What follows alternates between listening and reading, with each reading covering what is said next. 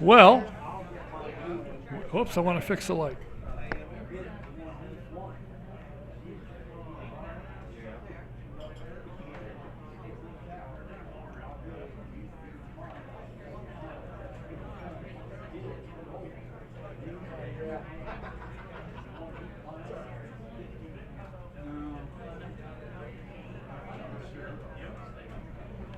Okay, let me start again. Welcome to the Autosportradio.com 2016 show presented by Honda and Honda HPD. Founded in 1993 to spearhead Honda's entry into IndyCar racing, Honda Performance Development has overseen successful racing efforts at all levels of the sport, from karting and quarter midgets to IndyCar and prototype sports cars. HPD offers race engines and competition products for professional, amateur, and entry-level racers. For more information about HPD and the company's racing product lines, please visit hpd.honda.com. That's hpd.honda.com. A couple things to start with, because I'm sure my first guest will be here. How many people watched or went to the Iowa race? How was it? Did you like it? Did you like the outcome? How many people cried when Montoya's engine went away? Obviously nobody. The next race, of course, is this weekend. The Honda Toronto race, Sunday from Toronto, Canada. It'll be live on the 17th, which is Sunday, on NBC Sports Network. You can keep up with timing and scoring and live stream by going to racecontrol.indycar.com. Check it out. I follow it that way when I'm not at the race. It's excellent. It works out well. And my scheduled guest for next week is the CEO of Hulman & Company and Hulman Racing, Mr. Mark Miles. And as of yesterday, he was still good to go. I want to mention to you quickly, if you have aches and pains in any part of your body, you need to see the chiropractor of the year, of the century, Dr. Rob Schroeder. He studied everything top to bottom because he wanted to work on athletes. You can make an appointment with him. His number is 317-388-8755. He's up at the PitFit office, so check him out. If you got a problem, he can help you. I want to also make mention we have a couple more. I got a couple more classic racing times. Talk about the Pocono race for those of you going out there, and the cars are going to be there. There's a vintage group of about 45 cars they're expecting, and the Grand Marshal of the event is going to be Dick Simon. So if you want to get a copy of this, you're welcome to it. And also want to tell you, if you are a genius as I am with a computer, call Jack, Computer Overdrive. They're located at 5240 Crawfordsville Road. If you got a problem, Jack can fix it. In fact, he was sitting here. I think he still is, actually. So if on the way out the door, if you got a problem, grab him. His number is 317-328-0766. Now my first guest. A gentleman that I met some 20-some years ago, back when I had hair, and he was but a wee child. I was down at 16th Street Speedway. I had been trying to figure out how in the world to get Mayor Goldsmith on the program. So we're at 16th Street, and I saw the mayor there. Of course, he didn't know me, but... So I went up to somebody, I said, how in the world do I get in touch with the mayor? He said, go see that guy, his name is Doug. He's his communication director. Oh. I introduced myself. When he got done laughing, he said, we'll take care of it. And 2 weeks later, the mayor was here. When he went on to other things, I've always been able to contact him, and he's always come through. And as a matter of fact, if you remember the last time he was here, he was talking about calling ticket holders every night, and I said, will you call a friend of mine? And he said, sure, and he did, and the guy cried, and when he met him, he cried again. If you don't know the man or don't recognize him, you had to be in the sand somewhere. He's been all over the Midwest. He's been on radio, television, newspaper. He's been everywhere. One of the most active and most respected guys in the sport at the moment, and the president and COO of the Indianapolis Motor Speedway. Please welcome Nick Schwartz. Doug Bowles.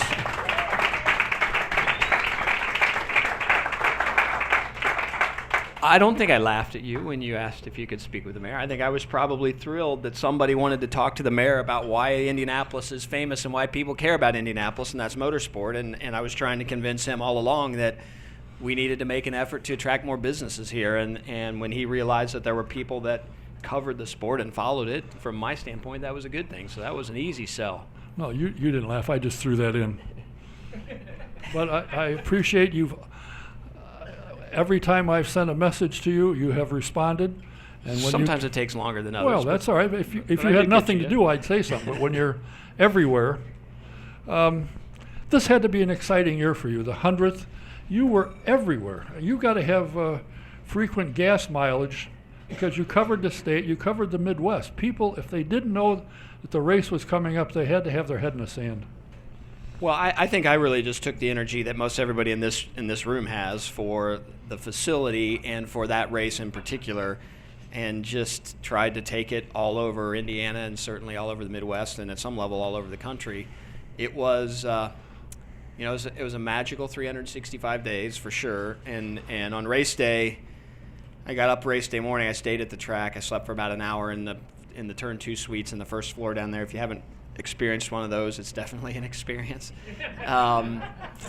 And I got up, and at some level I was excited, but the other side of me was sort of depressed because that march to the 100th was over, and you immediately switch from what's coming up race day, because a lot of that stuff's going to happen no matter what you do at that point, into how do we do this again. And it really is less about the Speedway, it's less about IndyCar, it's less about what any of us did, and it's really all about what this community did. It started in Indianapolis, it started in central Indiana, and at some level, the entire Hoosier state embraced the Indy 500 in a way that it hasn't been embraced in 25 years.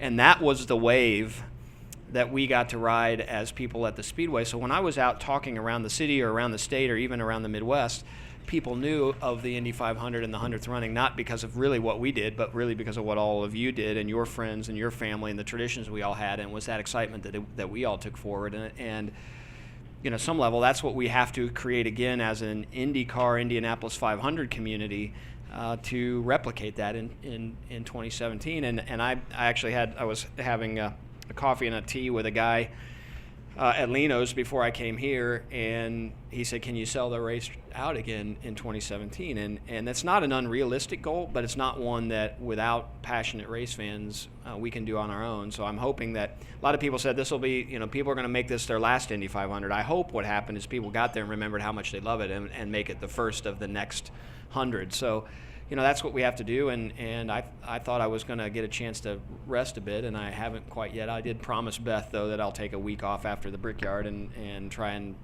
repair my family relationships. But fortunately, I live in a family, obviously, where motorsport's really important, and my wife is as passionate about the Speedway and the 500 as I am, and at some level, that was the hardest part. I'd get home at night and just be completely spent. And she'd want to go through the whole day, or if something frustrated her about it, she'd want to have that conversation. It was hard for me to keep my energy level up as soon as I walked through the door.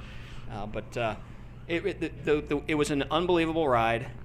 But it's a ride that we couldn't have done without. It started with folks like you here in this room that are so passionate about our sport and the 500 in particular. It doesn't happen without fans who said, I'm going, and I'm going to tell my friends to go, and I'm going to remind my buddies who used to go with me to come. My best friend from college hadn't been to the 500 in 16 or 17 years. I said, Chris, you're not going to miss this race. You need to bring your family. You need to bring your kids. You have to be part of the 100th. And at the end of the day, he's like, oh, my gosh, I remember how come I love this place. I can't wait to come back next year. So hopefully a lot of you experienced that, too, as you brought people back to the Speedway who came because it was the 100th, but hopefully will come back again because it's 101st. Every year we have about 16, 17 in our group, and we have dinner here on Friday night. This year we had 29. Some people brought their kids, some people brought their friends that hadn't been there. They talked them into coming. You guys came up with this bright idea. At the end of the race, if you order your tickets within 500 hours, you'll maintain the same price. How did that go? So it's weird. Our first indicators, it went really well. So we're in a new world. Some of us are more comfortable with it than others, where much of our renewals are online. So if you looked at our online renewals or our renewals from people that called in via phone or actually showed up at the counter, our renewals are up. What we're now learning is the people that continue to mail in like they have in the past. That's as the teams continuing to count those things are going really well, but we won't know exactly where we are until we get a chance to go through those. But the first indicator, the online, the phone calls, and the people that came to the counter, the renewals are up from where they were from 15 to 16, so our 16 to 17 are up by almost 10%. That's a great sign. So that means that if we can get out of our renewals with that kind of good renewal rate, then that gap to go from the people that renewed to where we sell out again is smaller than where we started last year. And again, where that will be told is how those mail forms come in. And I can tell you they're tray after tray after tray after tray of renewal forms, and that's what the team's going through right now. I wonder how much effect it had for a rookie. I think the third one, obviously the original race was a rookie, so he won. This is the third rookie to win. And the clever and smart way that Brian Herta called the race, and the kid listened, although he kind of said he thought something's not right here, but he listened and he won. How much effect did that? Because a lot of people said, wow, a rookie won. For him to have won it, an American to start off with, coming from Formula One, winning in his rookie year, and he's been doing fairly well since then as well. How much do you think that has an effect on people coming and saying, we got to come back and see that something again? Well, I think what the thing tells you is that you just don't know at the Speedway, right? And what makes it magical is the finishes are, you can't write them. They happen in ways. Dan Weldon winning the 100th anniversary the way he did, Takuma and Dario winning the race. I mean, they just have been really magical. And while you can argue one way or the other, and when you ask me that question, it's one of those ones where I still haven't quite embraced the way that finish happened, because I want that side-by-side Elio and TK battling out for the win and who's going to be screaming the loudest when they get there.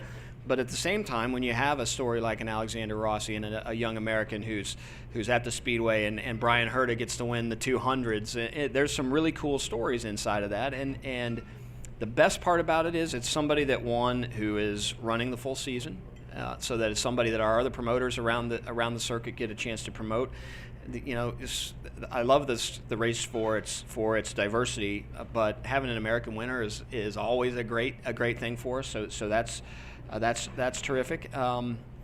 So I guess what I hope people take away from that is what makes that race magical is not necessarily who wins, but really how they win, and especially the last few years how magical they've been. And you couldn't have written that one, right? At the beginning of the race, if somebody said this is what's going to happen, you just said no way. But again, I still can't quite figure out how I feel about it, right? Because there's the side of you as the promoter that you want that everybody standing on their feet, and I think everybody was into it and interested, but it was just a way you never would have expected it to win. It's still hard to. I found myself at the end of the race standing under the pagoda waiting for the car to come in and thinking, what just happened, right? Because it just didn't finish the way you expect. But that's why the place is so magical.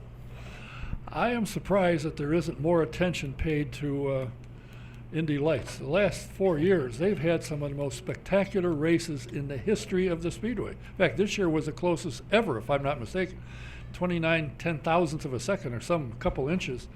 The guys coming from that and moving up, I think, are learning a heck of a lot on how to drive an Indy car and how to race and so forth, because as you've, I'm sure, been told, as I have, the stepping up from the current car into the Indy car is not that big a step anymore. So they're getting educated on how to race, and I think that's great. I think Dan Anderson's doing a great job with that, and personally, I'm surprised there isn't more people that don't pack the place to watch them. Good grief. Although I will tell you that Carb Day this year was the biggest Carb Day in memory. In fact, if you ask people, they can't remember when there was one that big, the number of people that were there. And it used to be you came to Carb Day for the party, and then there was the final practice, and then there was pit stop competition. I think there's many people that come now and can't wait to watch the Indy Lights race. There have been some of those spectacular finishes over the last few years, and this year obviously didn't disappoint in that respect. And I think having that race as part of Carb Day makes it another reason why people come, not just for the cooler beer that they bring along with them. It's about the pit stop competition, but it's as much about what happens on track. And when you have finishes like that, those finishes will get people to come back. The entertainment that you're bringing in now the last couple of years, and some big names, I got to say. I mean, these aren't the group you had, Blake Shelton. It's not somebody that people say, who? They know who he is. I heard him one night because I watched The Voice. I like him in particular. And they were talking off stage about his Twitter account. He said, "You do a lot of." "Oh yeah." "How many followers you got?" He said, 12 million. Well, shit, no wonder he sells CDs. He's got that many people following him. You've had some great entertainment come in to the Speedway on race weekend. Has that had an effect, do you think, in bringing people, and maybe some that come to see the event and say, well, hell, we're here, let's watch the race? So I may be in the minority in this, and there's a PR gal at IndyCar by the name of Kathy Keitlinger who came from the Star. She's a great lifestyle writer, helps us sell IndyCar stories in a way that maybe a traditional PR person couldn't. And several years ago, she wrote a story about our pre-race celebrities and what's the importance of that. And my argument with her was, if they come, it's great. I don't think we should ever be in a position to pay them to come. I want people that really want to be there. I don't want to pay somebody to show up, because in my mind, the stars are the 33 men and women that race, and they always should be. That said, when you get a Lady Gaga who says, I'm going to come to the race, and we say, great, do you want to do anything? And she says no. And then we get her there race weekend, and Keith Urban backs out 24 hours from the Indy 500 to be in a two-seater, and you can give somebody that kind of opportunity. I think that's important. But I want the reason to be that people come to the race is because they want to celebrate the 33 men and women who are competing in it. And frankly, the next level of people I want to celebrate are the men and women who've served our country, and that's what the weekend's about. And having those celebrities, is great. It gets the People magazine and some of the 30-minute Lifetime, prime television shows that cover us. But at the end of the day, that's not selling tickets. What's selling tickets are the stars, and that's where we have to spend our money and our effort. And oftentimes when you spend money to bring a celebrity in, those are the most difficult ones, because they don't really want to be there. They're there to get a paycheck. So as far as we're concerned, if somebody's coming, they got to come because they want to be there, not because we're paying and asking them to be there. So it's one of those debates I have with people all the time. They'll say, well, why don't you get so-and-so? Well, I'd love to have so-and-so, but I want so-and-so to be here because they want to be here. When we had Chris Pine here, he wanted to be here. I couldn't believe at the end of the day, I walk up in the pagoda at like 4:30. He's still in the pagoda hanging out, talking about what a great day he had. He spent 3 days in Indianapolis, couldn't believe how great this city of Indianapolis was. And those are the kind of celebrities I want that show up and want to be there, not because they're coming to get their check and then they're going to get out after this list of to-dos you have for them. Well, I saw Ice-T. Didn't really care about that. He had Coco with him. That was something. Going back to Lady Gaga, it's my understanding, and I didn't happen to see it, that she and Mario really hit it off, and she loved the ride and just went goo-goo, or gaga, I guess, over the ride. So that worked out on a twofold. She came because she wanted to, and she got a ride in a two-seater, and it worked out well. So she was coming, but she just didn't want to. And we have a lot of people like that come and they don't want to. They're there just to hang out, and we try and respect that. So she was coming, but she didn't want to do anything. When the Keith Urban thing presented itself, we reached out to her folks, and this is literally the night before the 500. And like 11:30 that night, we think we've got everything done. I check my email at like 3 o'clock in the morning. Her agent on the West Coast says, well, it's not done. We're not sure she even wants to do this yet. So it was really like 10:30 in the morning on race morning when we finally sorted it all out. And then we're panicked about where are we going to let her get dressed, and the whole 9 yards, right, to figure that out. She shows up, and we announce, I don't know, 10:30, 11 o'clock that morning that she's going to do that. She gets on the phone when she meets Mario because her mom is a huge Mario Andretti fan, and she can't wait to talk to her mom that she's going to get to ride with Mario Andretti. I saw her briefly before, and then at the end she came. I got a chance to see her briefly afterwards, and she had her fire suit on, and all she could talk about was that she'd ridden with Mario, and Mario had signed her right shoulder, and she didn't want to take the fire suit off the rest of the day.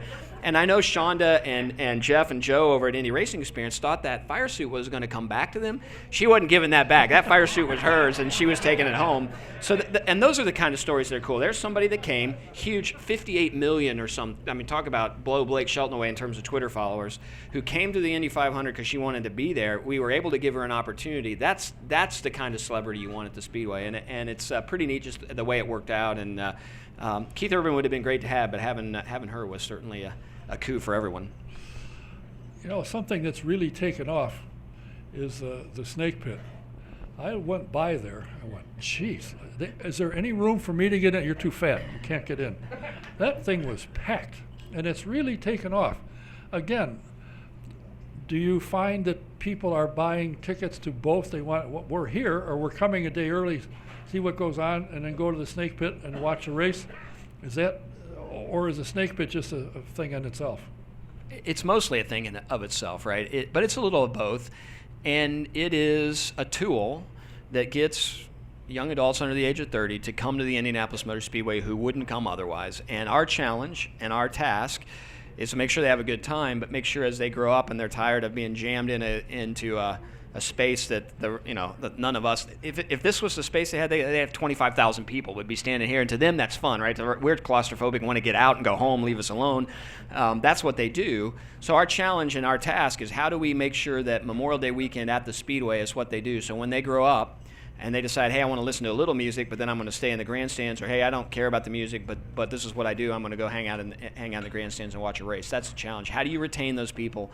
How do you keep them? How is this part of their tradition that they eventually will pass along to their kids? And I'm excited you actually even went by there, because it is, for those of us who are 45, 50, and older, it is completely against anything we would ever do. What do you mean you don't have seats, and what do you mean it's okay for those people to be just smashed into each other? It is a different experience, but that's what they want. They want that. I mean, that's it. I don't know how to explain it other than it's if you didn't grow up in that era, you're never going to understand it. It's like my parents didn't like my music. I mean, but our challenge is, let's make them race fans. And I owe all of us at the Speedway owe a huge thank you to the folks that sit in turn 3, and at some level have to put up with that noise that goes on for the entire race, right? Because that sort of permeates through there, and for the most part, our fans get it. They understand that is, that is what it's about. For me, the biggest challenge of that, other than making sure everybody's safe, is making sure, and the Miller Lite Party Deck is the same way, is making sure that when we're doing the national anthem, when we're doing the prayer, when we're doing pre-race, it's important that there's nothing going on the snake pit stage, and there's nothing going on the Miller Lite stage. And when that slips through the cracks, I hear from dozens and dozens and dozens of people, especially ex-military folks, who can't believe that the national anthem's taking place and you've got people out still partying. So we stage people down there and are making sure we're communicating to shut it down, because those are the places where we have to make sure that the whole place is respectful.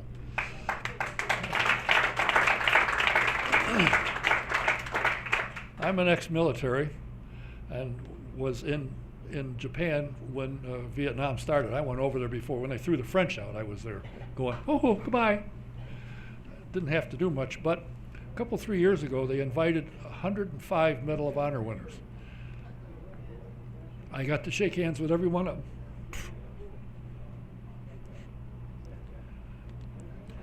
To have won the Medal of Honor is one thing, but these guys, and they're getting on in years, a lot of them are anyway, is quite an honor and says a lot about what the American military does for this country. And they're now, I think, finally starting to get recognized again, but that, to me, that was the neatest thing. So my highlight of race day, and I wrote a blog the other night the other morning on the plane on the way home from announcing our military hero, who's an unbelievable guy for the naming rights of the Brickyard. Was getting a chance to go in the green room on race morning and thank each of the Indiana survivors from Pearl Harbor who came. And just like you, I mean, as soon as you walk in their room, you don't have to say it, it's just tears. You understand what the sacrifice, and not just that they had, but the people they represented, the folks that were lost, the folks that subsequently fought World War II. And it is, the greatest generation. And that for me was just magical to spend time with them. I had a chance to get my photo taken with the whole group, and I actually ended up, as I was leaving, one of the men said to me, "Can I ask you a question?" I said, "Yes, sir, you can." And he said, "I want a hat."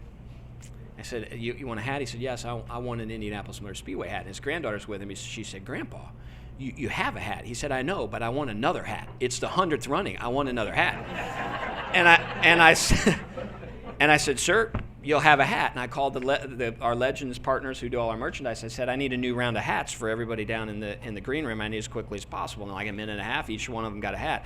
As far as I'm concerned, he could ask for anything he wanted. When he said, "I have a question for you," I was worried that he was going to ask a question that I couldn't answer, or that I would give an answer that was not an answer that he deserved for what he represented and what he'd done for our country. And so I wrote a little story, a blog about it, and I haven't given it to our team yet. You've reminded me, and I will. But that to me was, that's what race day is about. Race day is really about celebrating the heroes that allow us to do what we get to do, and then celebrating this craziness that we call a 500-mile race. But without Decoration Day as it started and Memorial Day as it is today, we don't we don't get to do what we get to do, and that is a story that we have to continue to tell, because as screwed up as our world is right now, I worry about the next generations and the entitlement and the things that they think that they get, and they certainly get a lot, but they get a lot because of the generations that came before and the men and women that continue to serve. A friend of mine was just overseas, and he took the time to go to Normandy Beach. I said, holy Toledo. Good grief, how these guys ever got there to start with, and a lot of them, of course, didn't. He said it's just, then you see how all the graves, thousands, 5,000 or something, was it? Amazing what people have done for this country to get the freedom so that we can do the things that we are able to do. It's great. So the guy the races was going to be called J. Redmond 400, but this military hero had started his own foundation called the Combat Wounded Coalition, and he's the first one in the 10-year history of Crown doing this that wanted it named after his foundation, not after him. And you go meet this guy, and it's amazing. And some of you have probably seen the stories online. He was the guy who, when he was injured, he was hit in the face and the head and the arm, and when he was in the hospital, he got tired of people coming in and sort of showing him pity and asking. So he put a big note on the outside of his door, said, "If you're coming here to show me pity, then get lost, because I did this for my country. I do it again. If you're coming in here, expect laughter, and we're growing. We're going to be better." And he's gone out and has sort of given. It's amazing to see these guys that have the most of us. So I'll put it in perspective. That morning, I flew from Indy. I was going to go through D.C. and then D.C. to Norfolk. The cabin door doesn't close right on the plane, so we have to land back in Indy, get that done. By the time we leave, we fly into D.C., we sit on the plane. I'm on the plane for 3.5 hours from the time I got on in Indy before they finally let us off in D.C. I've missed my flight to Norfolk, so I decided I'm going to rent a car instead of them fly me to New York City and try and hope to get there on time, drive 190 miles, get in the car. I call Beth, and I'm like, I can't, I'm complaining about this whole thing. I'm frustrated, and then I meet this guy, and I think, I'm embarrassed that my problem was that I had to rent a car, and drive. And here's this guy who's nearly died on the battlefield, and yet he's come back and has used it as a way to get more people motivated. And I can't wait for everybody to meet him. And it's neat that Crown does that for us. And that that's an extension of what makes the 500 so important, is Memorial Day and celebrating those men and women. And the idea that we've been able to do that in July as well is pretty impressive. So we definitely are blessed for the country we live in. Sorry, this isn't about racing. Well, that's all right. It is what it is. It's what makes racing possible. Some weeks back, you announced that you're going to put a dirt track in Turn 3. I got in a little trouble for that. Yeah, but you didn't get in that much trouble. They took 50 truckloads of dirt and they built the damn thing. 56 or 58, but yes. Yeah. And I read in a story that I saw where, I don't know if it was you said, that you might like to keep it there and make it a part of a I got in even more trouble for that. Well, maybe Eldon will get mad at you, but that's about it. What is going to happen? Are you going to leave it there? Is it possible that it could become a part of a USAC midget car, midget week event or sprint week event or something? Or just something for Tony Stewart to run around on? Well, when I told the team early on, so Tony and I first had this conversation in 2013 before we redid the road course. He was here for the test like they're doing right now. He was out for that test. I said, I've got a crazy idea. Why don't you come out and take a look? And so we were talking about building, if you guys can think about the F1, the portion of the F1 course where the chicane is now that we don't use, that's a perfect 180-degree corner. And if you use that weirdness of where the chicane is now, sort of like a dog leg, it's about a third of a mile paved oval. So before it's built, I'm out there with Tony trying to explain where we think our chicane's going to go, and he's like, "Yeah, this is cool." He said, "But pavement racing just isn't working well. But you could do that here." And then I called Davey Hamilton, and Davey's like, "Oh, this is great. Let me bring the All-Star, the wing cars out." And Davey's been supportive all along of the idea. But every year when Tony comes out, he's like, "Yeah, it's cool, Doug, but dirt, man. It's dirt. Dirt's where it's at. Dirt's where it's at." And Kevin Miller at USAC, same thing. You need dirt. I don't know how we do dirt. So when we were trying to figure out what to do for Tony, and Tony said, "I don't want anything. I'm not Jeff, so it's not going to be the same as it was for Jeff last year." And I really, at the Brickyard, I just want to focus on winning the Brickyard. I love that place so much. It's really, if I could win that race, so I don't really want you guys to do anything. So we were sitting around thinking, well, we have to do something. And so I said to the guys, I said, let's just build a dirt track. I mean, it's a great way for us to build it. He'll have fun, let him come out and watch some guys run. And it's a great experiment for us to see if we could do it, because in my mind, the heart and soul of our sport is the local tracks.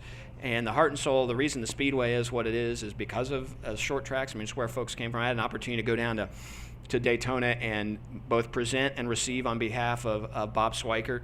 So I got to make this cool presentation about what he meant to the Speedway, to be in the Auto Racing Hall of Fame of America. And you think about those guys, it was short track. I mean, that's where they came from. So we decided to build it, and I mean, from my standpoint and my conversations with Kevin, I would love nothing more than to have a proper dirt track at the Indianapolis Motor Speedway. You couldn't do a weekly race. That's not a race series. That's not what we're for. But if you could figure out a way to do 1, 2, maybe 3 real special high-end midget sprint car races where you had all the top names in those disciplines there at the Speedway, to reconnect the Indianapolis 500 and the Indianapolis Motor Speedway to that short track racer, whether it's somebody that ever thinks they're going to be in a Cup car or in an Indy car, but I want people thinking I want to race at the Speedway. If that's the way we have to get it done, then in my mind, we have to consider it. I was at lunch today, and Kevin Miller walked in, and he said, because I've asked him for some numbers, some things, so he's helping me pull some things together, and we'll see. It's a but it was really built for Tony, to have some fun with Tony, and it turned out to be a lot of fun with Tony, even more so when he got in the car, which was pretty cool. I called him on Friday on the way to Road America. Actually sent him a text, and I said, I need you to call me, because I think I'm going to actually put in a 3/16 mile dirt track, but I want to make sure you're okay with the idea for your appearance on the 5th. And so in the morning, and we'd just gone through Chicago, and Tony calls and says, "You're doing what?" I said, "I think I'm going to do this." And he said, "Are you crazy?" I said, "No, I'm not crazy. I can't think of anything else. Really, I want it to be fun for you when you're here." He said, "Oh yeah, but I just want to help you promote the event." I said, "I appreciate that. We're just going to make you promote the event, but I want you to have fun." And then, I said, well, the first thing I asked him, I said, "How's the weekend going?" He said, "It's not good. We got a long way to go if we want to be competitive." Then he wins it, right? Yeah. But really for him, he said, I'm in. Just get me a green flag and let me have some fun. I'll get out and we'll have a good time. And he ended up bringing, his suit and his helmet. And the next thing you know, he sees it. He told Susie Elliott, our PR person, when he got here, he said, I have no interest in getting in. I'm not going to. He sees him run. He goes, "Well, I better go get my suit before these boys and girls tear it up too much that it can't be run on." And then later in talking to him, I think in the back of his mind, he knew all along he was going to, except he was talking about how I was really worried how it was going to work because it had rained a lot. I thought there's no way the track will be any good. So I think he told everybody he wasn't going to because he thought the track was going to be bad. And then when it actually worked out, he got in, and that got me in trouble too. So, I mean, this is one of those things. But as you guys know, I mean, that's what the sport is about. People like Tony Stewart and A.J. Foyt and Bob Swikert, who A.J. Watson said was the A.J. Foyt before there was an A.J. Foyt. I mean, it's those heroes that not only that race everything, right, but also work on everything and really love the sport with every single fabric of their body. And that's how we fell in love with it. I fell in love with it because of A.J. Foyt and his personality. There are people that fell in love with it and still love it because of Tony Stewart, and we got to get back to that. And you can ask Mark the question next week. And you can tell him I said that we did it for a stunt for Tony. The funny thing is, the first time that Mark was a guest on the program, I waited until he had the executive washroom key and knew where it was. And I said, it's a big piece of property. Have you guys ever given thought to doing something other than 3 races? He said, no, this is a race facility. Well, that certainly didn't last long. They're using it. To me, it makes sense. I mean, it's a race. I mean, I drive by there, and I've been living here for 25 years. I've been coming to this race since 1963 or 2 or whatever. And I get chilled just going by it, just driving on the outside. So to use it for other things, so what? It's there. It's big. If you have a concert, 2 days later, you don't know what's there. So what's the big deal? So the great thing about Mark Miles is he's an unbelievable leader, and he's assembled a great group of people who care about the Speedway, who care about this community, care about the history and tradition. And the great thing about great leaders is they listen. They're also outspoken, and oftentimes they'll say things, and as they listen and learn, they change their mind. And that's why he probably said, no, it's not anything else. But at the same time, he said, you know what? We can do things in a respectful way and move forward, and I have a good team that I trust. So there really isn't a better person right now at the top of Holman and Company to lead, because he's put the right folks together. And while we can have some fun, heated debates, at the end of the day, he is going to help do what's right for our sport. And I think you see that in the conversations you have with him. And for somebody that really didn't know anything about motorsport until he had an opportunity to sit on the board, and really shortly thereafter came on at Holman and Company, he has had a really difficult learning curve, and he has learned it as quickly and as well as you could expect anybody in his position to do it. And he's a blast to work for. You never know what's going to happen when the phone rings and it's Mark on the other end of the line, and you never know how he's going to respond to something you think's a good idea, and he has 1,000 questions for you that make you think maybe that was a bad idea. The thing about it is he understands. He took tennis from nothing and made tennis players multimillionaires, so he knows how to make things happen. Now, you have some people in the audience that are concerned for you, and I want you to take this to your heart. They're really concerned. Doug, who can we write to keep or get you out of trouble? I like to get in trouble as part of it, right? And I think part of what we have to do from our standpoint is, if we're passionate about the Speedway and passionate about the Indy 500 and making sure that it continues on and that people fall in love with it and carry this tradition on well beyond our years, we have to be crazy. And I sort of joke a little bit when I'm in trouble. It's mostly folks that look at me like, "What are you doing?" And then they stand back and for the most part are okay with it. There are times I probably get a little ahead of myself and have to back up and do a little managing up to move forward. The other place where I get in trouble is at home, when I do things like I say, "Hey, I'm not going to be home on Tuesday night, the first Tuesday night I've been home in 6 weeks, because I'm going to Don's show." So those are nobody can help me with that but myself. But again, I'm it's good that Beth cares, and tonight I need to be home because Connor leaves for Toronto tomorrow night, and we were going to try and have dinner as a family tonight. So it'll just be a late dinner. It's going to be cold if you don't hurry. Well, at least there's dinner. I'm used to getting home and there's It's in the refrigerator. Heat it yourself. Yeah. Well, thank her for letting you join us. I appreciate it. You've never turned me down. You've said I can't do it now, but 3 weeks or 4, whatever.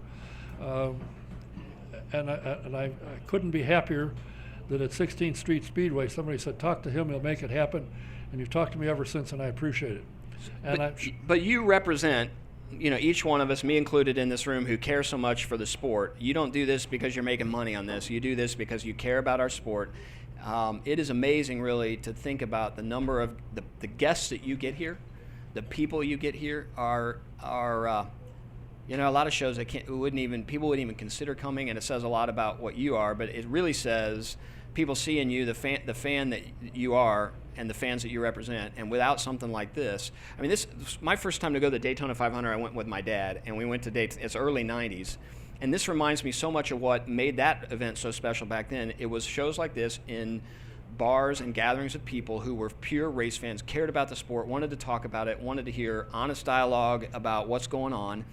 And there's not another show that does that besides yours. And you get the same core group of people. This is what they do on Tuesday night. It's just like on race day for the 500, they go to the 500. And this is where our sport lives and dies. And we're the ambassadors that are selling people. You guys all know it because you invite people and you bring them out. And the thing we think is most magical is when we can give somebody the experience we have and see the smile on their face the first time they come and they go, "Oh my gosh, I get it, and I can't wait to come back."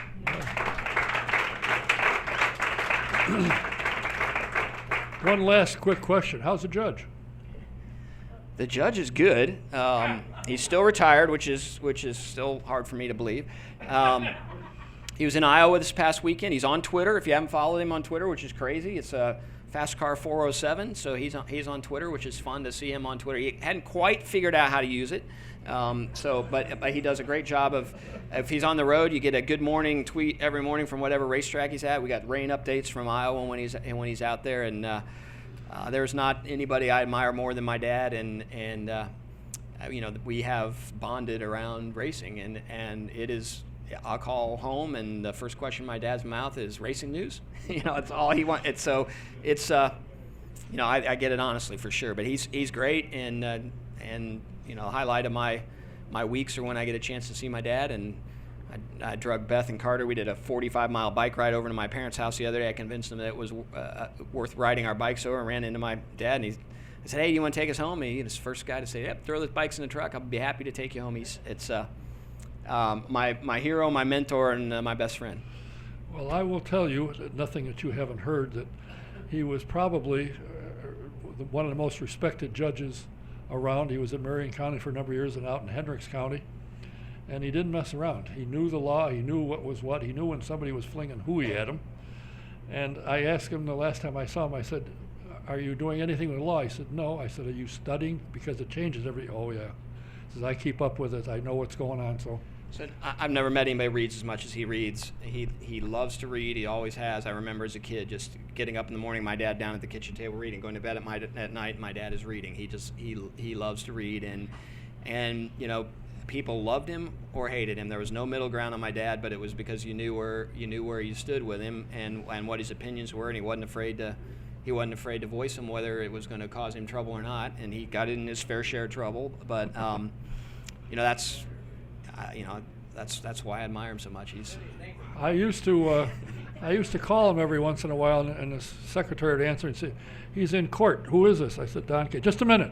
So yeah, he had a list. You know, if it was racing people, he was gonna. We're recessing a minute. I got an important call to take. He'd leave it. I said, "You got your robe on? Yeah. Are you in court? Yes. Why are you taking the call? Because I want to talk to you. Okay.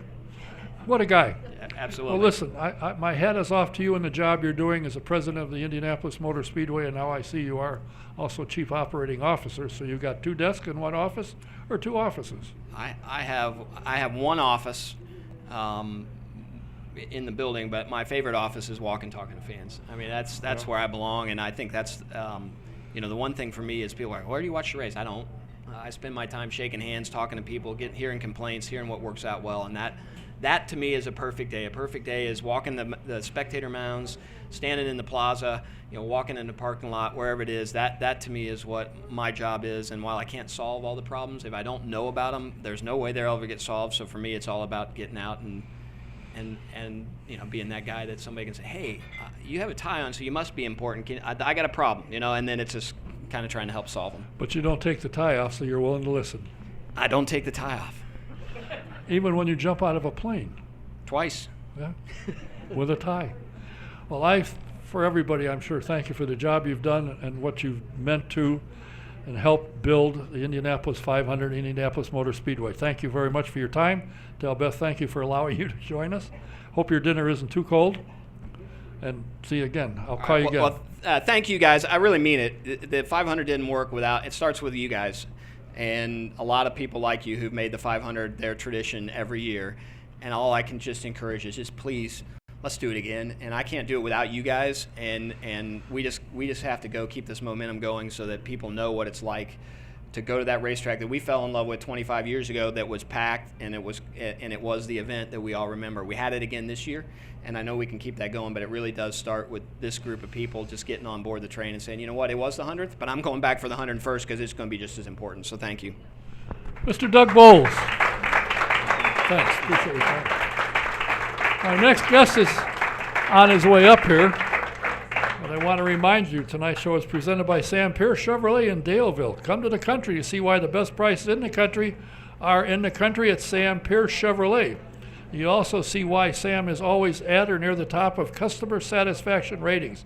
To I-69 North, to exit 34 and east 1 mile, you won't miss it. And if you're looking for a ride in a 2-seater, do yourself a favor.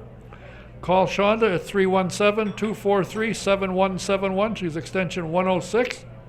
Mention my name, you get a 20% discount. Find a date that works for you by going to IndyRacingExperience.com and give her a call and book a ride. You'll love it. And if it's time for you to get insurance, do what I did. Call Mike Pardee at VP Insurance Company. Let him give you a quote. You might be surprised. I found I got better coverage for less money. Mike handles AAA, if you do your home, your car, give him a call, and they can also do commercial properties. So give him a call at 317-248-0070. That's VP Insurance, 5004 West 16th Street in Speedway. 317-248-0070. If you have a young child, 12 years old, want to give them a ride, take them to the Speedway. They run every day that they're allowed to run. It's a $60 ride. just show up and you can take your kid for a ride, a young kid, 12 years old and up, or not 9 years old actually, and take him for a ride. And when you get done, you'll get a free picture of your kid getting out of the car all excited. The next event for the SVRA will be at Watkins Glen, the U.S. Vintage Grand Prix, September 8th to the 11th. It's Watkins Glen, New York, if you're in the area, and there's a race up there, so there's race fans. So get out to see the U.S. Vintage Grand Prix, September 8th to 11th at Watkins Glen International. And if you are a vintage car buff, I highly recommend that you go to svra.com and subscribe to Vintage Racing Quarterly. It is a top shelf magazine. You'll find out all the stuff about cars you used to know as a kid. There are a lot of them are still around, and they're out practicing and running and racing with SVRA. And if you're going to have a family get-together, a family party, I got a suggestion. Call Tony Myers. She's a special events professional. She's got 25 years under her belt, and she knows how to put everything together and make it work. You can reach her at 317-515-7929. That's Tony Meyer. My next guest is a gentleman who has been around the sport of motorsports for a number of years. He was the first employee of Honda HPD out in California and put the entire program together and built it into a world-class organization. In fact, he's a graduate of Notre Dame University, and somewhere along the line he took some courses in architecture. So when Honda wanted to build a building, they said, hell, we don't have to hire anybody, he's right here. And we designed the building for them as well. He's done a number of other things since retiring from Honda. Among others, he was the CEO of DeFerrin Racing. He was a VP of business for SCCA. He was the president and CEO of the SCCA. He's involved in motorsports, and I got a feeling if you ask a question, you'll get an answer. Please welcome Mr. Robert Clark. Thank you. How did you get into racing? Were you a race driver as a kid and said, well, no, maybe I can build an engine better than I can drive? I guess I was like a lot of kids, you know, at a young age, 7, 8, 9, I was interested in karting, and my father, who was a fighter pilot in the Navy, had a keen interest in technology and that kind of thing, and he was very supportive of my interest. And so he helped me build a kart, and I began first running it around in the local parking lots and that kind of thing, but then I got involved in local racing and started racing. Ultimately, that led to moving up into Formula Ford and what was called Formula C back then, which is kind of equivalent to Formula 3 now. Formula Atlantics, actually drove some Formula 5000 for a while, and never made it to the professional ranks, but I had a lot of fun at the amateur level. How did you get connected with Honda? Oh, that's a bit of a long story. As you said, I have a degree in architecture. I actually have 6 degrees. I've got degrees in electrical engineering, civil engineering. I've got a few degrees myself. Mechanical engineering, industrial design, and art. And but anyway, right after getting out of school, I went into teaching, and I taught at Notre Dame for a while, and then I ended up at Texas Tech teaching architecture. But I went directly from being a student to being a teacher, and I woke up one morning feeling like I was living a lie, because here I am teaching kids to be professionals when I had never been one myself. And I had a real passion for motorcycles, and so anyway, I decided to leave teaching and ended up taking a position with a company that maybe some people would recognize, called Vetter. And Vetter was started in Rantoul, Illinois, fairly local company, and they made motorcycle fairings and saddlebags and that kind of thing. And this is back when those things weren't standard on motorcycles. And it turned it into a real good business, and Craig Vetter, the owner, started up an operation in San Luis Obispo, California, and that was the design center for this operation, and the manufacturing took place in Rantoul. So anyway, when I ran into Craig at a industrial design conference, and pretty much he hired me on the spot. and that's where I went after leaving teaching. And so that took me to California. Unfortunately, Honda and Harley and Yamaha, all these companies started putting all these kinds of accessories on as standard equipment. Craig kind of saw what was going, sold the business, and the new owner proceeded to kind of drive it into the ground. Came in one day, laid everybody off, shut down the California operation, moved everything to back to Rantoul. I was without work, kind of did my own commercial art, architectural practice there in San Luis Obispo for a while, but it's a college town and retirement community, and the wife and I were struggling, and so I decided one morning that I was going to have to get a real job. And picked up an LA Times that Sunday and opened it up, and here's this little display ad, and they're looking for somebody with motorcycle accessory experience. Oh. And it was like it was written for me, and I went down to Honda. The thought of, actually, we had a 1-year-old and a 3-year-old at that point, and the thought of moving to LA and raising our kids in Los Angeles was not particularly appealing, but you know, times were what they were, and so Honda offered me the job on the spot, and I took it, and my wife and I thought, well, maybe 3-5 years, and maybe we'll have to move on, and 29 years later, I was still there. Yeah, and you took them, when they got into the racing world, you took them from one employee and you helped build a very strong company. You got a boatload of wins and championships and all kinds of stuff. Yeah, and my career with Honda was actually followed very typically what goes on in Japan. You know, an employee is purposely moved from one responsibility or section of the company to another to develop their skills and abilities and experience. I had a very Japanese-like career with Honda, but that's not typical for the U.S.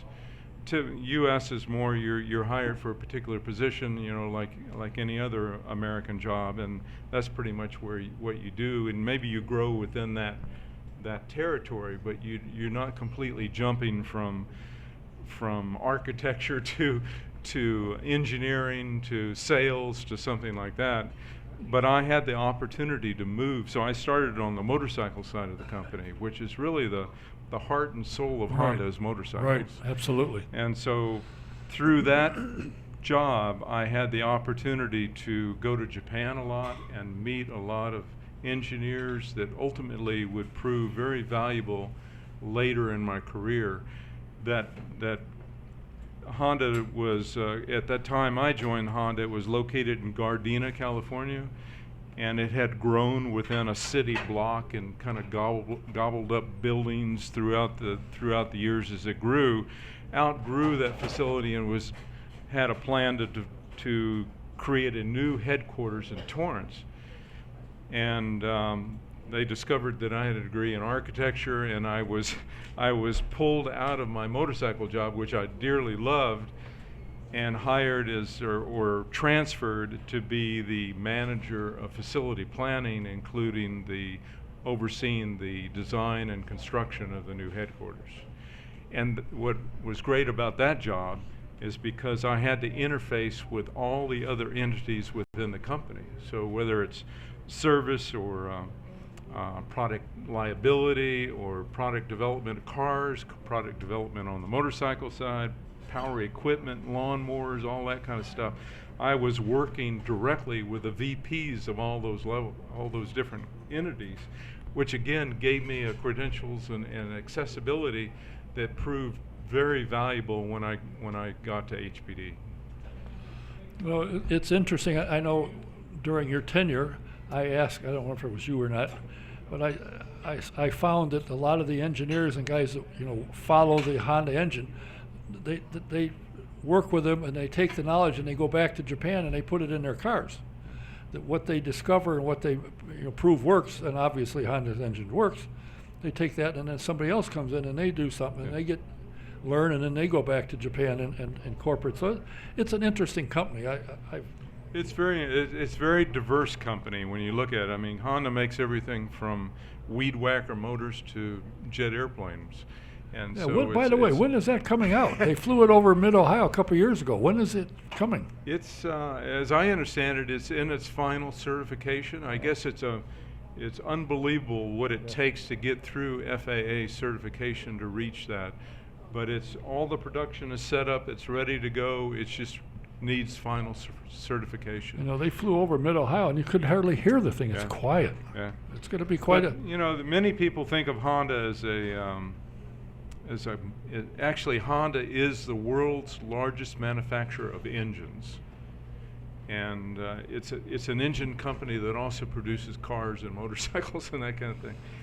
Well, I discovered when I was in Japan and I met Mr. Honda, I said we didn't become friends, right? But I met him a couple times, that he was a motorcycle guy and got into motorcycles, and then he started moving into cars, race cars, and he thought, you know, we got to pay for this somehow, so he started making automobiles to pay the bills so we could race. Right.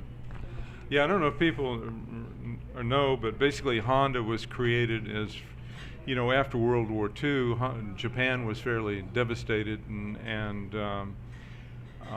Mr. Honda saw a need for low-cost transportation and basically developed a motor that could be used on a bicycle to convert it into sort of a motorcycle. And that engine came from a generator that was used for radio communications. And there was a surplus of these motors laying around, and so that's how Honda started. Well, I became very good friends with a very special guy, and I had a Honda generator. He had a motorhome without power. Yeah.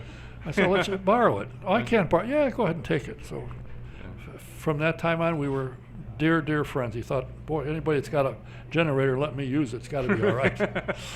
Now, the world of motorsports, we talked briefly. It's there's a couple of series that are struggling, and I think we know who we're talking about. Part of what you have a company called Clark Works, Yes. and you consult with series and teams and drivers and try and get them the knowledge that you have over the years, which, you know, basically what you need to do doesn't really change that much. It's maybe the way you go about it. But what do you see is going on with motorsports? Is it losing to something else? Are the young kids wanting instantaneous thing on their handheld? Why are there not as many people in the stands there used to be? It's a bit of all the above. You know, it's clearly motorsport. If you look at it, and I've been involved in more. I went to my first race. My father took me to my first race at Lime Rock in 1959, and it was he had a friend who had a Elva Formula Junior, Formula Junior. And so my experience was not sitting out in the grandstands watching this, but because my dad had this friend who had a car, my experience was actually being on the infield, and he let me, quote unquote, work on the car, you know, put air in the tires and polish it and that kind of thing. But it was an experience that hooked me for life. And so I've been involved in the sport for, 55 years now. And I don't call myself an expert, but I've been involved in the sport. You know, I was involved with Honda at the professional level of IndyCar and ALMS racing, you know, for 20 years, plus all my amateur experience in being directly involved in racing. I feel like I know what I'm talking about. And that motorsport fundamentally has failed to evolve. It's failed to evolve as sport entertainment. You know, basically the sport is filled with people who are the participants, and they're the ones who fail to recognize that the sport is not appealing to the fans that they depend upon. And so if you go back and look at a picture from, say, the 1960s and look at a paddock, whether it's Indy or Road America or Lime Rock or Riverside or whatever, and then compare it to a paddock of today, they look the same. You know, what's going on, and actually many of the people are the same. And so it's an aging demographic that has at its heart the memory and the joy of experiences that are in the hearts of those people, that, like I have, from those early days, that they're meaningful to us, but they're not meaningful to a new generation that didn't experience those things. And the world is a completely different place today. I mean, you look at what attracts people, the younger generations, as far as reality TV, the type of entertainment that they enjoy, and motorsports doesn't provide what you're looking for. It's my opinion that if motorsport stays on its current trend and doesn't evolve, that eventually it will become socially unacceptable from a variety of reasons, you know, from environmentally, from noise, from the risk of injury and death, to it's not relevant to today's current automobile product. That's something that concerns me, and when Marty Reed and Bob Jenkins were here, we talked about that. When we were kids, you could take your car, you could change the plugs, you could put points in it, you could adjust it, you could tweak, you could mess with it. Yeah. Now you pull out a computer chip, put another one in. Big deal. Yeah. There's nothing for it. I asked somebody the other day, do they have automotive shop at high schools? I don't know. They do. On what? Lawnmowers? No, but it's through computers and yeah. So I think, you know, to me, you lose a little bit when the engine in the car goes sour. You unbolt it, pull it up, open up a case, put another one in. You didn't do anything. You just bolted it in, hooked it up, and off you go. And I think, to me, that loses a little bit because you don't have the involvement that we used to have and understood you could adjust the cars. When I came in, you could, build an offie and you could, adjust it and do stuff with it. Now you can't do anything.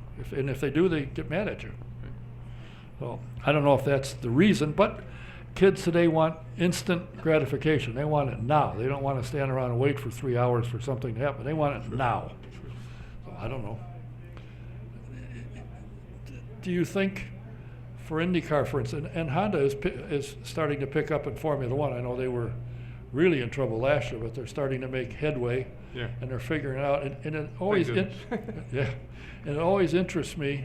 You've got an engine today, and the thing is 10,000 RPM, 750 horsepower. It can go like hell. Somebody comes up with a little piece inside the motor somewhere, and everything jumps. You think, how can they improve it? Well, they always do. Always find a way to make it better. Yeah. Unbelievable. Yeah. They take and change a part. They make it out of a different material, or they make it a different diameter. Whatever they do, and all of a sudden it's better. It's continually evolving, but the cars that they put them in are all the same. And I think, I talk to people all the time. Well, look, it's kind of hard to tell whose car is which because they're all identical. Well, that's true, except for the colors. Right. And you got to learn that. And now you got the little thing on the side of the car that tells you where they are, or when they push to pass. Yeah. I think something's got to happen. I agree with you. Something's got to happen to bring this sport into today. Yeah. If you go back and you go back to 1911 or to the early history of auto racing, the event itself was a challenge. In those early days, even the thought of completing 500 miles in a race was a major challenge. And then it became, as the reliability and durability of the cars became better, then it became a challenge of speed rather than just finishing. And eventually it became that the cars were so good that challenge was gone. And it only became a challenge of absolute speed to the point that the tracks were not capable of handling the speed.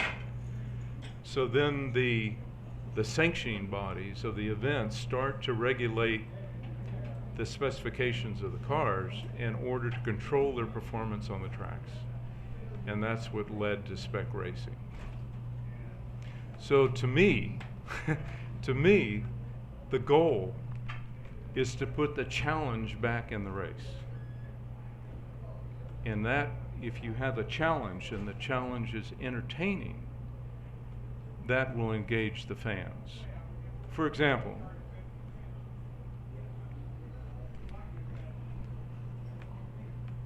if you look at reality TV, you look at the popularity of The Voice and America's Got Talent and things like that, where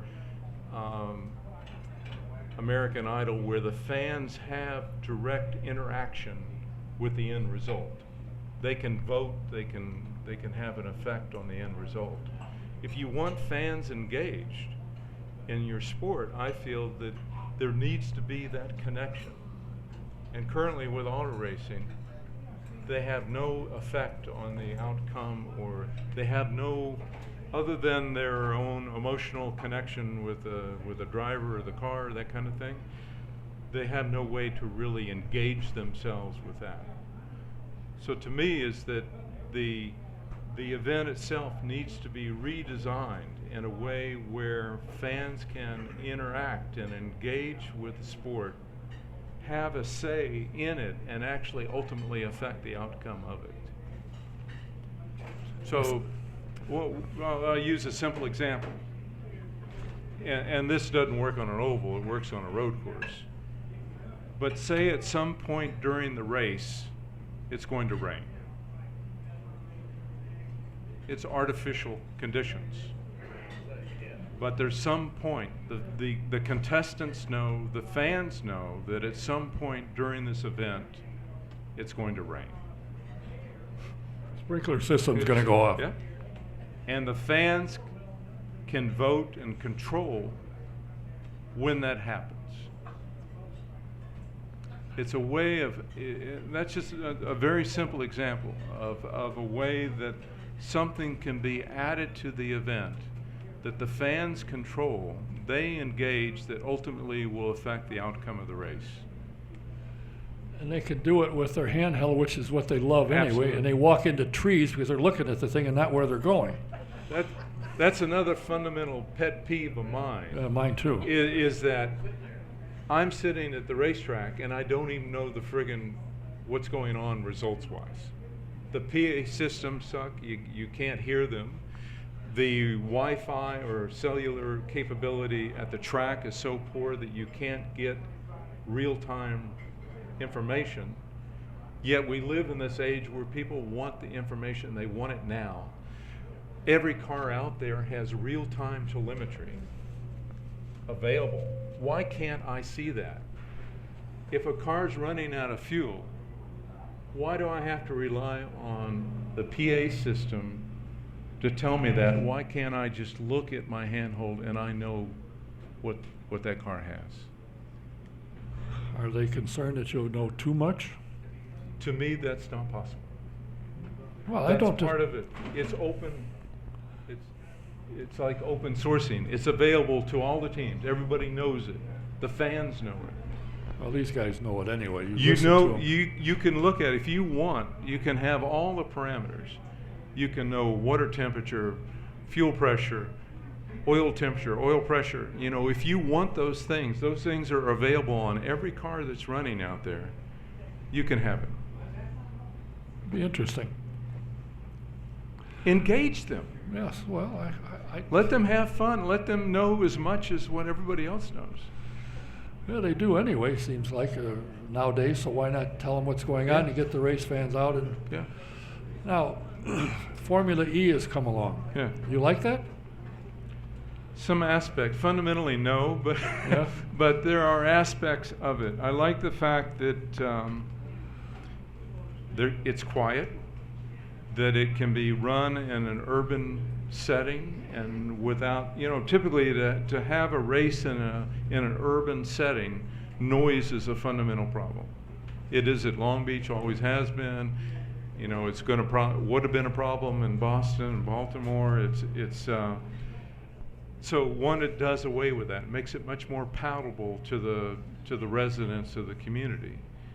I don't like the fact that the cars are spec. I don't like the fact that the way they look is contrived and artificial. I don't like the fact that, to me, it's a demonstration of the weakness of the technology, and that a car can only go half the distance, and then the driver has to get into another car. The event should be designed to exploit the technology, not illustrate its weakness. Yeah, but see, you don't like the noise. I like the noise. I mean, I like racing. If they go back to the sound of the cars in the 60s, I'd be happier than if I was in my right mind. No, I like the quietness, the fact that you can hear the fans, you can have a conversation with the people that are around you. There's some good racing going on. With the SCCA for last year, I was responsible when we sanctioned the events in Long Beach and Miami, and I found the events quite enjoyable. I enjoyed working with the FIA. It's an interesting concept in that it's totally packaged. The contestants, all they do is show up. All their equipment is already there, all their tools and everything. The tents are provided, the hospitality areas, all those things are already on site. All they do is show up, do the final preparations on their car, and go racing. That's what most race drivers do anyway. Yeah, to some degree. The big ones, yeah. Now, you're involved in another SCCA project. It's called Green Power. Yeah. And there's going to be an event. Sure. There's going to be an event next year on, I believe, Carb Day, is it? It is Carb Day next year, yes. Yeah. And what's that about? Green Power is actually, we were talking about the aging demographics of racing, and that, people are getting, the real hard fans are getting older, and you and me, and and we aren't getting as many young fans at the same rate. And so Green Power is, if you're familiar with STEM education, science, technology, engineering, mathematics, it's a big subject matter. Kids are not pursuing education in those subject matters at the rate that they used to. I grew up during the time of the Apollo missions, which was probably the peak of interest of kids in STEM. It's like every other kid in my class wanted to be an astronaut, or somehow involved in the space program. And actually, to have an interest in those kind of things was, you were like a hero if you were in that line of business. Today, it's kind of, it's not cool, to have an interest in those subject matters. And so it's a problem in that, and particularly in America, that kids aren't pursuing STEM education and ultimately STEM careers. My son works for a company called Amgen, which is a competitor to Eli Lilly in the pharmaceutical business. And they struggle to recruit qualified candidates from the US. So what do? They end up recruiting people from Asia and India and parts of Europe. And that's a double-edged sword, because when they come, they have no intention of staying long-term. And when they leave, they take the company's know-how and they take it someplace else. And that's a problem for our country, in that we're losing our status and our capability in technology.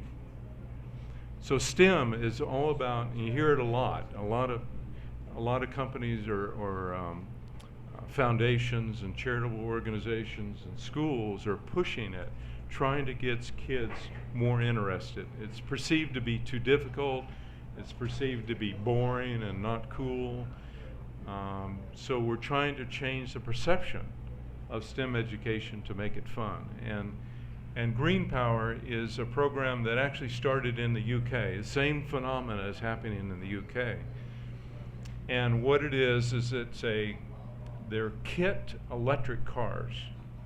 So you buy it a school buys it as a kit, and then a group of kids, so like 10 to 15 kids, come together and during a semester class and build this car. And there's a whole set of curriculum that comes with the car. So you're taught about the mechanical aspects of setup of the car, camber, Casper, toe in, ride height, those kinds of things. You're taught about the electrical side of wiring up the battery and motor and switches and all that. Setting up the disc brakes. Uses bicycle components on a lot of it. It's a real lightweight thing. It looks like kind of like a Formula Ford, like maybe a 3/4 size Formula Ford. Single seater, exposed wheels. They're really cool, actually.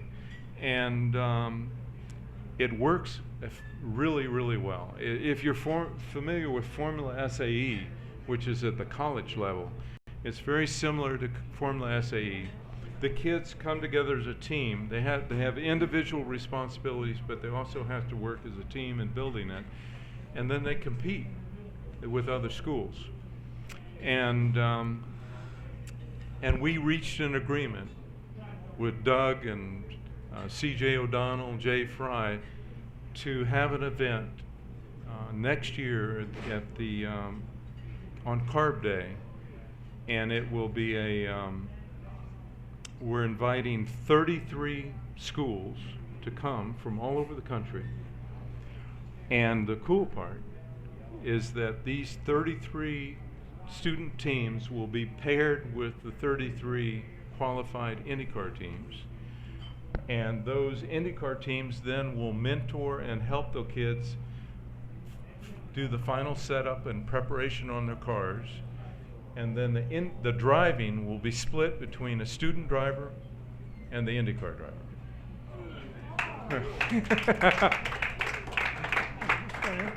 Kind of interesting. I know the colleges are getting into motorsports programs a lot. This is targeted at high schools at this level, and so and it'll be 10 laps. They'll be really slow laps. So we figured a lap will take 6 minutes. So. Are they going to push the cars, or No, they can't push it. But but they get there's two 12-volt batteries that are run in series, and for 24-volt system, and they'll run for about 90 minutes. That's about how long it'll take to run the event.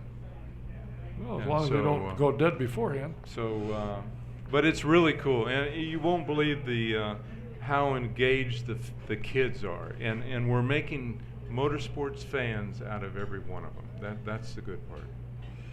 Yeah, and I hear as they move up from high school into college and get into programs like that, the schools get them internships with various race teams as well. Yeah, and then this program, you can go from this car that we're running for the Carb Day event is a spec car. They're all the same. They end up being a bit different because of the way the kids build them, but there is an upper class to that called, these cars are called F24 cars. The F24 Plus is open, and so the kids can modify they can actually add motor controllers and battery conditioners and that kind of thing and get even more performance. And then there's a totally open class that uses only the motor and batteries, and then the rest of the car itself is completely open. And they run in a international competition every year in the UK. Really? Oh. Now, it couldn't be your being at one point here the president and CEO of SCCA that you had any influence whatsoever in getting this accomplished at the Speedway. Is there any connection to that? Yes, I would think so. I kind of it was. It was very. I'm as a past educator and having degrees in engineering, this is something that I'm very passionate about. I have two sons of my own who grew up, and one has a degree in architecture, and the other has a degree in microbiology, and so it's. But they only each have one. You're right, but you got 6 and they got right. 1. But they, I just want to see kids. It's to develop a career in STEM-related subject is a very rewarding career. It gives you many opportunities. Kids who follow those careers are typically at higher pay scales and such. They're contributing to the future of our country and its capability, and that's important for all of us to embrace and support. Well, my hat is off to you to taking your years of experience and knowledge and 6 degrees and putting them to use for the youth of America who, as you say, and I agree with you, desperately needs help. I mean, they're not being pushed to perform, I don't think. They're allowed to kind of slide, and I think it's wrong. You have to have an education, period. Right. I mean, if you don't, look at you, end up doing what I do. What the hell is that? You're contributing. It's important to our sport. Well, Yeah. I appreciate you coming on quite Well, short notice. My I pleasure. look forward to seeing your program at Carb Day next year. There's something else to go out there and watch for. That'd be Yeah. kind of interesting to see how that works out. Yeah, I hope you all come out and root the kids. I mean, these cars actually ran as part of the Formula E events. That's how I became familiar with them. And so they ran in between the Formula E events in Long Beach and Miami last year. And frankly, there was a stronger fan appearance and involvement with these cars than there were the Formula E cars.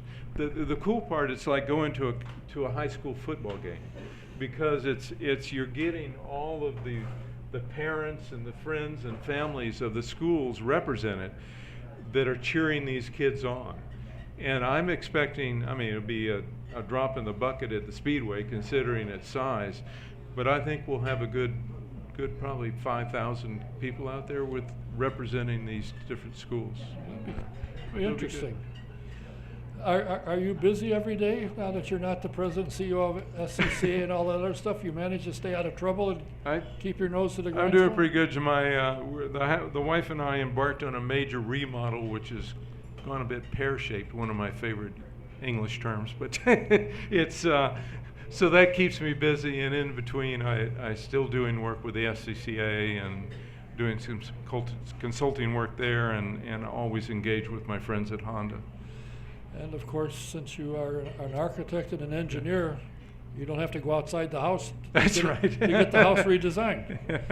All right. Well, I appreciate you coming on short notice. Always interesting talking to you and get your insight into what you think racing needs.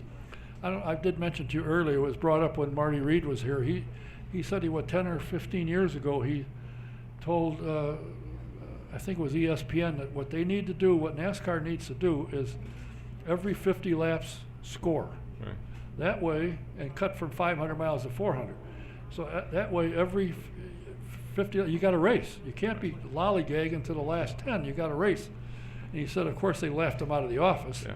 But now, look, maybe that's what they need to I think look at. there's little risk in experimenting, trying different things, and see how the fans react to them. I think there's a little risk in doing that. IndyCar's done some of that, doubleheader events like they did at Texas a couple of years ago, what they do at Detroit.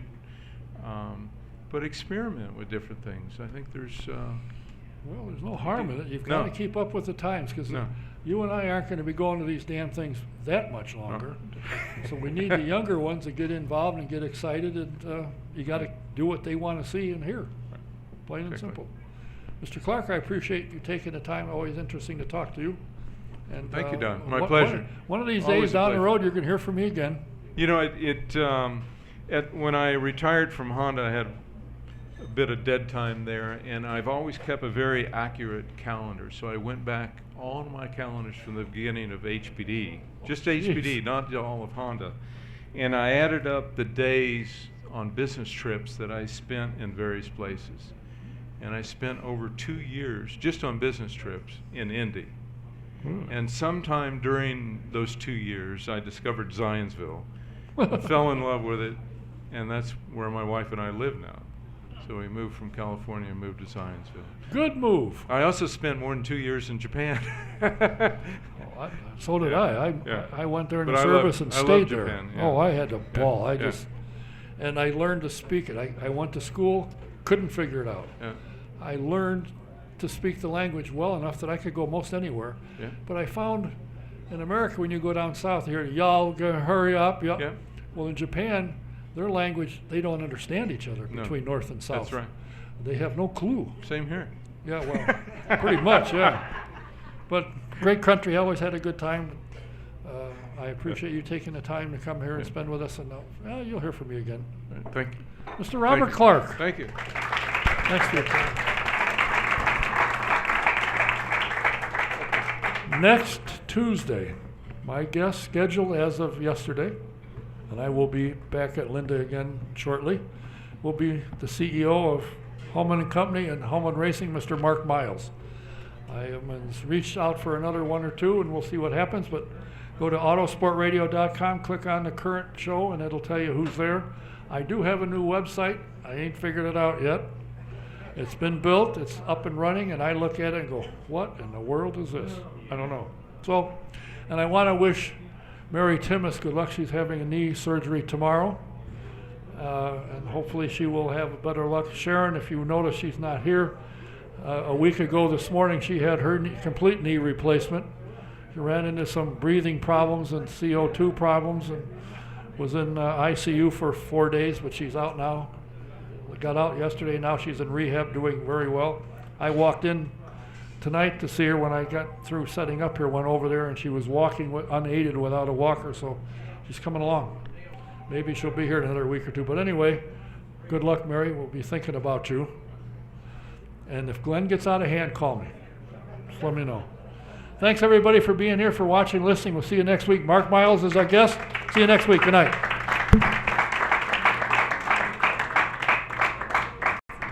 Thanks for staying past 8.